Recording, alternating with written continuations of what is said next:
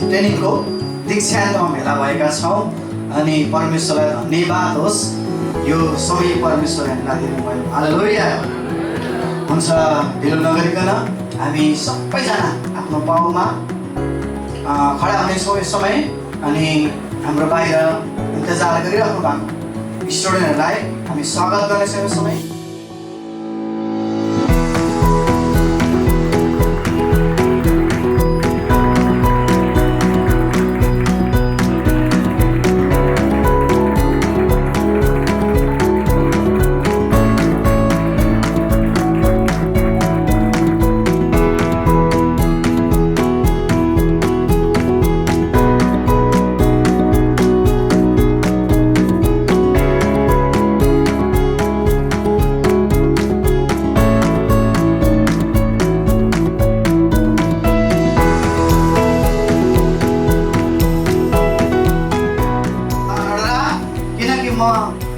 सुकेको जमिनमा पानी र सुक्खा भूमिमा फुलाएर खनाइदिनेछु। म तेरो वंशमा तिम्रो हातमा खनाइदिनेछु। म तेरो सन्तानलाई आशिष दिनेछु। यीशु ख्रिस्टको नाउँमा पवित्र आत्माको उपस्थितिमा हामी देखेर यहाँ छौँ। प्रभु, तपाईँलाई हामी स्वागत गर्छौँ। तपाईँलाई हृदयबाट धन्यवाद। आजको सम्पूर्ण कार्यक्रम तपाईँको अगाडि तपाईँको नाउँमा समर्पण गर्दै हामीले गर्नु र गरिनुपर्ने सबै कार्यक्रमहरू तपाईँबाट सुसम्पन्न भएको घोषणा गर्छौँ र आशीर्वाद चाहन्छौँ हाम्रो मुक्तिदाता येशू प्रभुको नाउँमा। आमेन।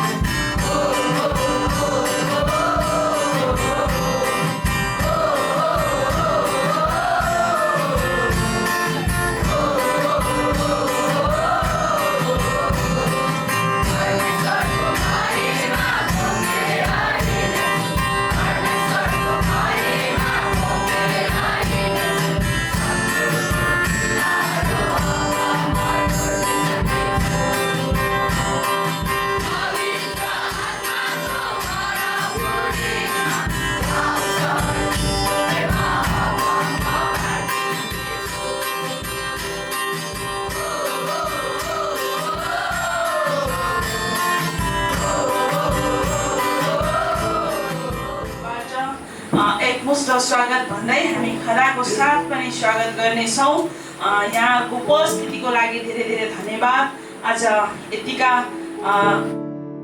स्टुडेन्ट भाइ बहिनीहरूको लागि आशीर्वाद बोलिदिनु हुनको लागि यहाँहरू आज हाम्रो बिचमा हुनुहुन्छ। जम्मै एउटा डल्लै शरीर बनेको छौँ। हालेलुया।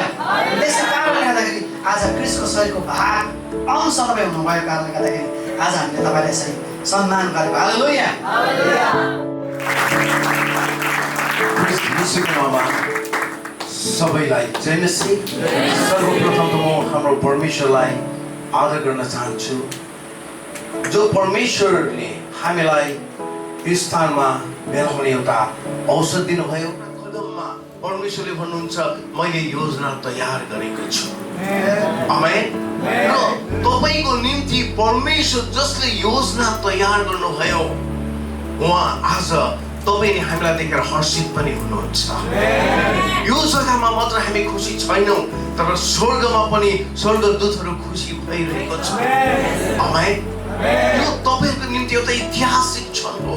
हुनु त तपाईँहरूले सोच्नुहुन्छ होला म 1 महिनाको तालिम आएँ अनि 1 महिनामा के वचन सिकेर गएँ, तर परमेश्वर भन्नुहुन्छ होइन नानी, मैले तिमीहरूलाई तयार पारेको छु।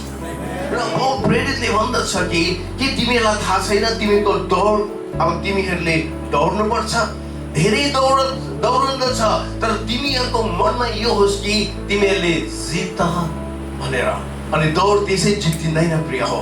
दौड जित्नको लागि डिसिप्लिन हुनु पर्दछ, नैतिकता हुनुपर्नेछ, क्यारेक्टरहरू हुनु पर्दछ। आमेन। अब दौड्दैन भन्ने बित्तिकै चारैतिर दौड्यो भने हामी लक्ष्यमा पुग्दैनौँ, हामी हारि पठाउँछौँ। र दौड्दाखेरि पनि हामी डिसिप्लिनको साथमा दौड्नु पर्यो, एउटा लक्ष्य राखेर दौड्नु पर्यो। आमेन। उहाँहरूलाई हामी प्रमाणपत्र वितरणको कार्यक्रमतिर हामी जान लागिरहेका छौँ अनि उहाँलाई हामी बोलाउने छौँ। रेडी हुनुहुन्छ तपाईँहरू स्टुडेन्टहरू? रेडी हुनुहुन्छ? आमेन। हालेलुया। उहाँहरूले 1 महिनाभरि मेहनत गर्नुभयो।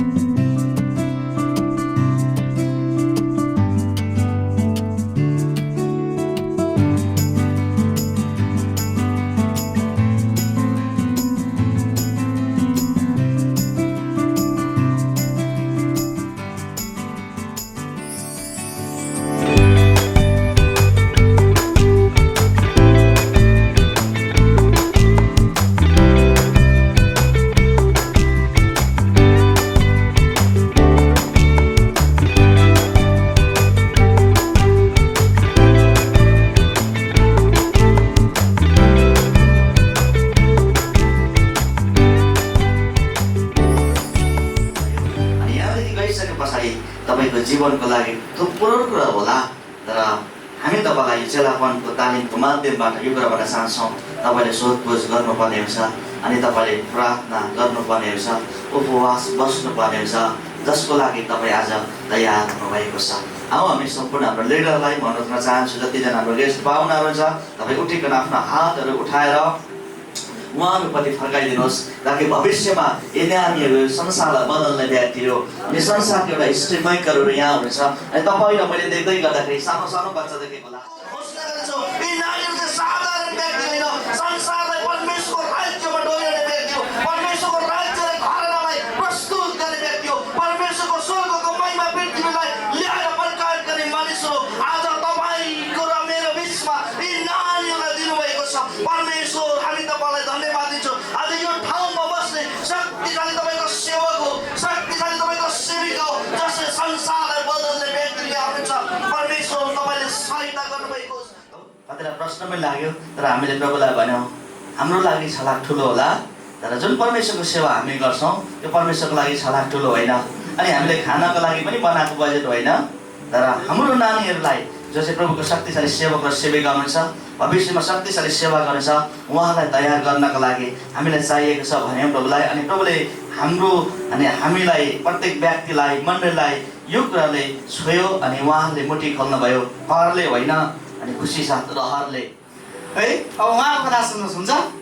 1 महिनाभरि के भयो, कसरी भयो भन्ने कुराहरू उहाँबाट हामी सुन्नेछौँ। अनि म फर्स्ट व्यक्तिलाई बोलाउन चाहन्छु, उहाँको नाम खुशबु गजमेर। खुशबु गजमेर। यस समय पुरा रुँदा चाहिँ नि म यस्तो भयो कि मेरो विश्वास चाहिँ म निको हुने रहेछु है, त्योहरू मलाई आयो। अनि म त्यो प्रार्थना गर्दा गर्दै म निको भयो है। यहाँ जस्तो भएको मैले अनुभव गरेको कुराहरू चाहिँ मैले कहिले कुनै कन्फरेन्समा पनि मैले अनुभव गरेको थिइनँ है। यहाँ गरेको जस्तो कुराहरू चाहिँ मेरो जीवनमा चाहिँ परमेश्वरले धेरै कुराहरू गर्नुभएको छ। मैले यसको आवाजहरू पनि मैले कहिल्यै सुनेको थिइनँ है। अनि यहीँ आएर मैले यस्तो कुराहरू अनुभव गरेँ है।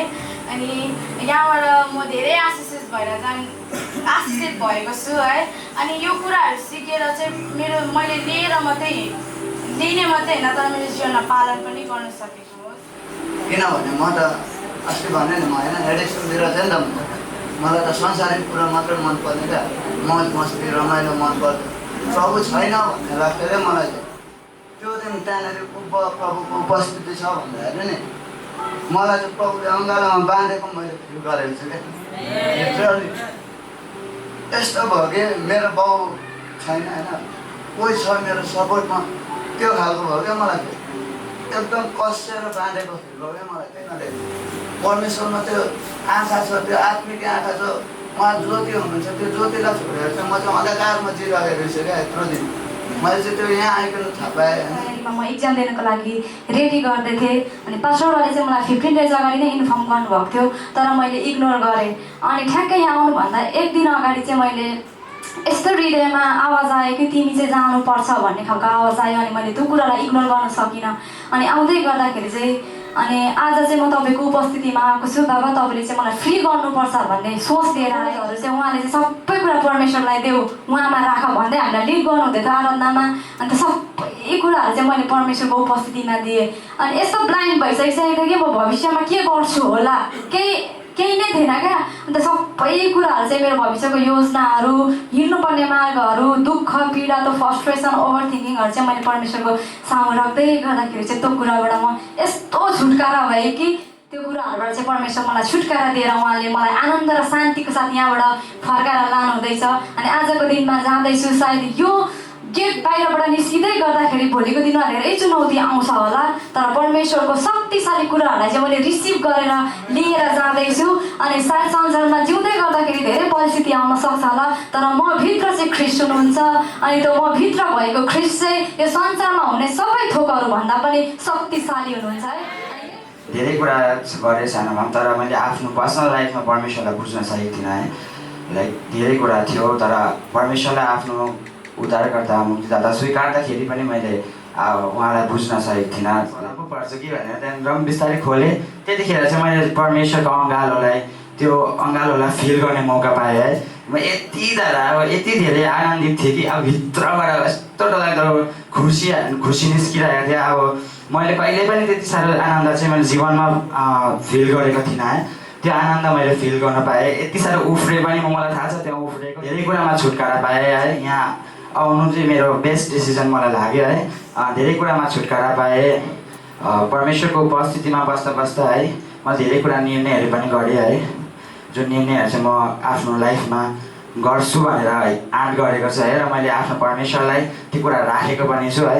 मेरो सामर्थ्यले छैन प्रभु तर तपाईँको सामर्थ्यले हुनुपर्छ भनेको छु है।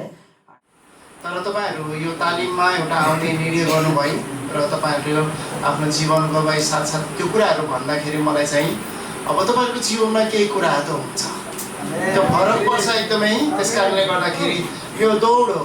हामी वचन सुनेका थियौँ तपाईँहरूको निश्चित समयमा प्रभुले काम गर्नुहुनेछ। यो माउन्टानी क्षेत्रमा उहाँले एउटा यो नवीनताको सुरुवात गर्नुभएको छ।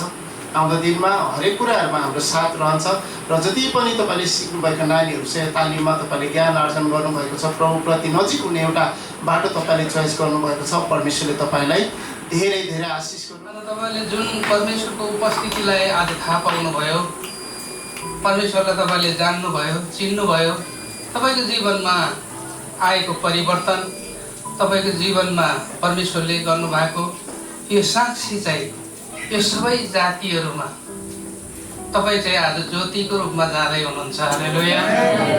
तपाईँले सबै ठाउँमा, सबै जातिमा, सबै संस्कृतिमा, सबै भाषाहरूमा यो मुक्तिको मार्ग पुर्याउनु पर्छ।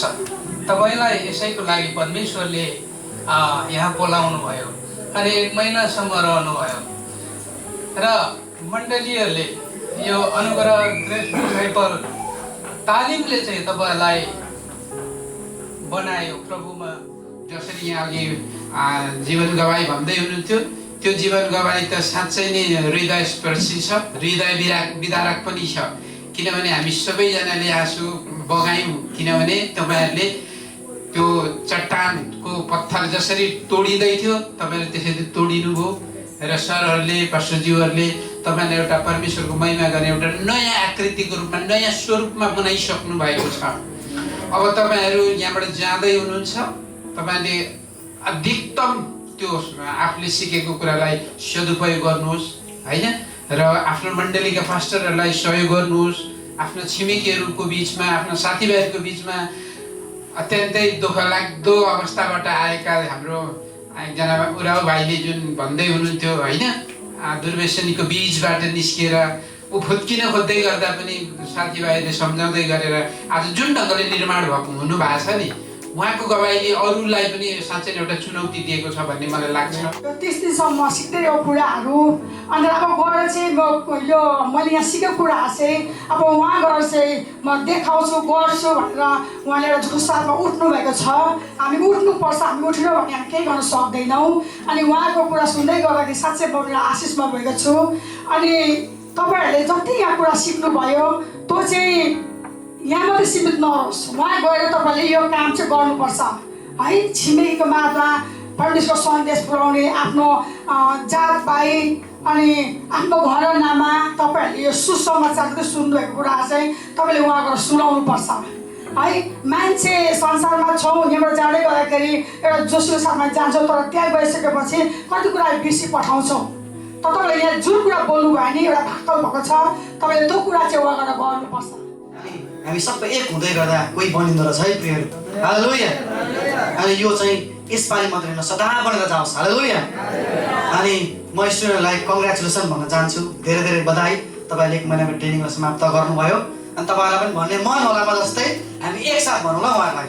अब सबैलाई समय दिन सक्दैनौँ, हामी एकसाथ भन्नेछौँ उहाँलाई 1 2 3 कङ्ग्रेचुलेसन। फेरि हामी भन्नेछौँ 1 2 3। हुन्छ, तपाईँहरूलाई धेरै धन्यवाद। अनुग्रह चेलापनको तालिमको तर्फबाट हामी तपाईँलाई धन्यवाद दिन चाहन्छौँ। तपाईँले आफ्नो बहुमूल्य समय निकालेर आजको दिनमा यो खुसीको महलमा तपाईँहरू सामेल हुनुभयो, यसको लागि धेरै धेरै धन्यवाद छ। अनि तपाईँले तपाईँको मण्डलीबाट भाइ बहिनीहरू पठाएर हामीलाई धेरै ठुलो सहयोग पुर्याउनु भएको छ। हामी यसको निम्ति धेरै धेरै धन्यवाद दिन चाहन्छु। अनि म धन्यवाद दिन चाहन्छु मेरो पास्टरलाई पनि धन्यवाद दिन चाहन्छु। हाम्रो डाइरेक्टर हुनुहुन्छ, उहाँले पनि हामीले धेरै बेलामा सिकाइरहनुहुन्छ क्या। आज उहाँको थ्रुद्वारा हामी यसरी यहाँ खडा हुन पाएको छौँ। म धन्यवाद दिन चाहन्छु। हाम्रो जति पनि चेलापनका हाम्रो टिमहरू हुनुहुन्छ, हामी उहाँलाई सबैलाई म धन्यवाद दिन चाहन्छु। उहाँले धेरै खट्नु भएको छ। हाम्रो कुकमा हुनुहुने हाम्रो यहाँ भाइ, हाम्रो किरण है, आज कतिजना हाम्रो भलिन्टियर यहाँ हुनुहुन्न, उहाँलाई पनि म धेरै धन्यवाद दिन चाहन्छु। अनि विशेष त म हाम्रो नानीहरूलाई एकपल्ट फेरि म सरी भन्न चाहन्छु है। हाम्रो भाइहरूले कतिलाई तपाईँहरूलाई गाली गर्यो होला होइन, त्यसको लागि म क्षमा चाहन्छु। किनभने उनीहरूलाई पनि कसैले अथोरिटी नदिँदा गर्दैन नि होइन। म भाइ बहिनीहरूलाई क्षमा माग्न चाहन्छु। हामीले गलत तरिकाले हामीले तपाईँलाई त्यो गर्न खोजेको होइन, हामी तपाईँलाई सिकाउन खोजेको। अनि हामी तपाईँलाई माया गर्छौँ कि तपाईँ प्रभुमा अघि बढ्नुहोस्। तपाईँभित्रको जुन वेदीमा आगो बलिरहेछ त्यसलाई निप्नु नदिनुहोस्, त्यसलाई कन्टिन्यू बालिरहनुहोस्। हिजो पनि तपाईँहरूलाई मैले फन्डाटमा भनेको थिएँ, प्रभुले तपाईँहरूलाई जे कुरा दिनुभएको छ नि त्यो कुरालाई लिएर अघि बढ्नुहोस्। प्रभुले अपरेसन तपाईँलाई अघि बढाउनुहुन्छ। अब तपाईँ यहाँबाट जाँदै गर्दा तपाईँलाई धेरै होला, म मण्डलीमा गएर यो गर्छु त्यो गर्छु, तपाईँको धेरै सपना तपाईँले सोच्नु भएको होला, प्रभुको उपस्थितिमा धेरै निर्णय गर्नुभएको होला। तपाईँले त्यो ठाउँ नपाउँदा पनि प्रभुलाई धन्यवाद दिनुहोस् अनि प्रभुको आवाजलाई सुन्नुहोस्। प्रभुले अवश्य तपाईँले उठाउनुहुन्छ। हामी त्यस्तो सफलतामा चाहिँ पुगिसकेका छैनौँ, तर जुन दिन हामी त्यो सफलता हात पारेको महसुस गर्छौँ, तपाईँ आफ्नो ठाउँमा गएर प्रभुको लागि काम गर्न सुरु गर्नुहुन्छ। आमेन। हामी अहिलेसम्म सफलता हात पार्यौँ भनेर गजक्क भएर बसेका छैनौँ। ठुलै कुरा पाए, यहाँ गुरुजनहरूले हामीलाई चढाएर माथि पुर्याउनु भयो, तर हामी त्यति माथि पुगिसकेका चाहिँ छैनौँ किनभने जब हामी त्यो समयमा त्यो माथि त्यो स्तरमा पुग्छौँ जब तपाईँहरूले आफ्नो ठाउँमा प्रभुको लागि दिगो ज्यान लगाएर काम गर्नुहुन्छ आज त्यही वचन हाम्रो माझमा बोल्नुभयो प्रभु हामी तपाईँलाई धन्यवाद दिन्छौँ धन्यवाद तपाईँ परमेश्वरलाई यो सेवकाईको सुरुमा अन्त्यभरि तपाईँ परमेश्वरले हामीलाई सहायता गर्नु